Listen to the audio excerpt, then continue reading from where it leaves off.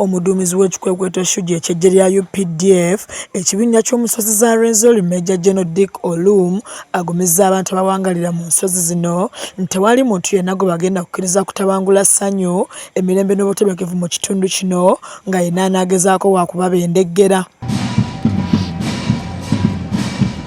Ono asinzidde mu kisaawe kya Buhinga mu kibuga Fort Portal mu disitulikiti y'e Kabarole awayindidde emikolo gy'okuzza olunaku lwabwe olwa Tarehe 6 nga basoose kuyisa bivulu mu kibuga nga balina bannaabwe okubadde abapoliisi n'abalala ku ssaabakulembeze n'abantu ba bulijjo.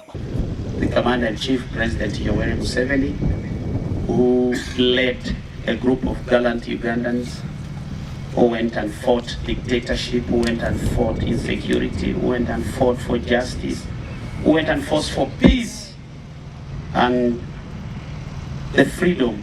General Olumu agamba UPDF bakola butawera okuuma bannayuganda nga n'olwekyo si bawaganya muntu yenna kutabangula mirembe gye baalwanirira. But we still think we are in position to lay a foundation that will not be shaken. We thank the government for standing strong to safeguard the people of Uganda. Just this morning, as we are marching around Fort Portal City, a young lady comes and joins us, and a very brilliant lady, she says, "Oh, when you called me, I thought you were going to arrest me."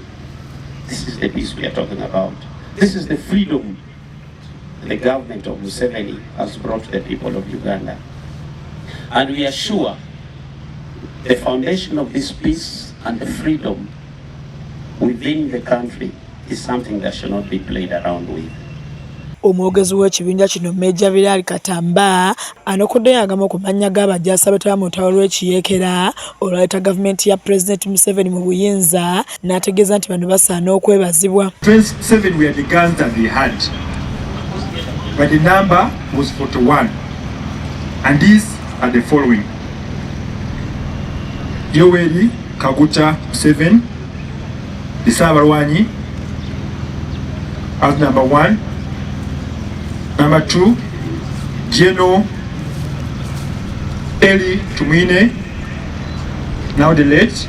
Amyuka RCC w'ekibuga Fort Portal Emmanuel Businje asiimye abajaasi ba UPDF olw'okukola obutaweera okulaba nga ekitundu kino kibukalamu emirembe gye baalwanirira okuva mu mwaka gwa 1986. Abajaasi bano bamaze ssabbiiti nnamba nga batuusa obuweereza obw'enjawulo ku bantu b'e Fort nga bayonjezza ebitundu byabwe okubawa obujjanjabi bw'obwereere n'ebirala.